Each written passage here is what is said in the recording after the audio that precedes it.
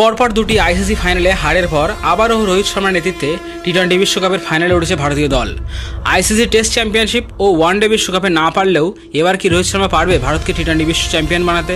দেখে নিন সাউথ আফ্রিকার বিরুদ্ধে ভারতীয় টিমের শক্তি কোন কোন ক্ষেত্রে বেশি, যার জন্য ভারত হতে পারে টি-20 বিশ্ব চ্যাম্পিয়ন। কি সেই সব কারণ যা বলল ভারতের কোচ রাহুল দ্রাবিড়, পাকিস্তানের শোয়েব আখতার, মোহাম্মদ হাফিজ সহ সাউথ আফ্রিকান ক্যাপ্টেন মার্কারাম, জানুন এই ভিডিওতে। তবে বন্ধুরা, আপনিও যদি মনে করেন যে ভারতই এবার বিশ্বকাপ জিতবে, তবে একটি লাইক দিয়ে আমাদের চ্যানেলটি সাবস্ক্রাইব করে রাখুন। আইসিসি টি-20 বিশ্বকাপের ফাইনালে আজ সন্ধ্যা 8টায় মাঠে নামবে ভারত ও সাউথ আফ্রিকা। দুই দলই বিশ্বকাপে তাদের প্রত্যেকটি ম্যাচ জিতে ফাইনালে উঠেছে, আর ফাইনালে যে দল জিতবে সেই দল টি-20 বিশ্বকাপে তাদের সকল ম্যাচ জিতে বিশ্বকাপ নেওয়ার রেকর্ড করবে। তবে এই ম্যাচে তা কাদের শক্তি বেশি তা দেখতে গেলে দেখা যায় দুই দলেই আছে কোয়ালিটি ফাস্ট বোলার, সাথে স্পিনারও। তবে স্পিনারের দিক দিয়ে ভারত একটু এগিয়ে থাকবে।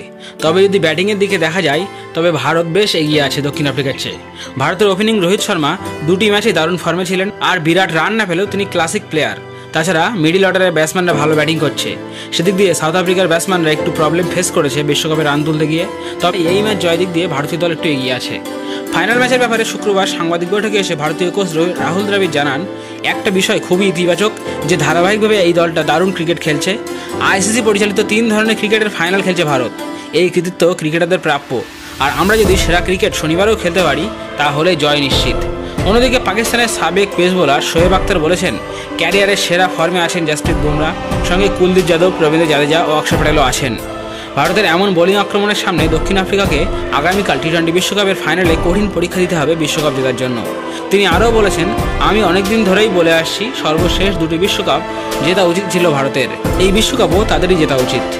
অপরদিকে পাকিস্তানের সাবেক অধিনায়ক মোহাম্মদ হাফিজ বলেছেন, এই বিশ্বকাপে যদি কারো জেতার অধিকার থেকে থাকে তাহলে সে হলো রোহিত শর্মা, তিনি এই টি-20 বিশ্বকাপের যোগ্য দাবিদার। এরই মাঝে দক্ষিণ আফ্রিকা দলের অধিনায়ক এডেন মার্কারাম ফাইনাল ম্যাচে ভারতের মুখোমুখি হওয়ার আগে বলেছেন, নিঃসন্দেহে ভারত একটি শক্তিশালী দল, দারুণ ভারসাম্য রয়েছে ওই দলে। তবে আমরাও প্রথমবার বিশ্বকাপ জিততে মরিয়া, নিজেদের সেরাটা উজাড় করে দেব। তো বন্ধুরা, আপনাদের কি মনে হয় কারা জিতবে এই বিশ্বকাপ? পরপর দুটি ফাইনালে হারের পর দীর্ঘ 11 বছরের প্রতীক্ষার অবসান ঘটিয়ে ভারত কি পারবে আইসিসি ট্রফি জিততে, নাকি সাউথ আফ্রিকা ভারতকে আরও একটি ফাইনালে হারিয়ে প্রথম আইসিসি ট্রফি জিতবে? আপনার মতামত কমেন্ট করে জানান আমাদের। তবে বন্ধুরা, আমাদের এই ভিডিওটি ভালো লাগলে আমাদের সাথে যুক্ত থাকতে আমাদের চ্যানেলটি সাবস্ক্রাইব করে রাখতে ভুলবেন না।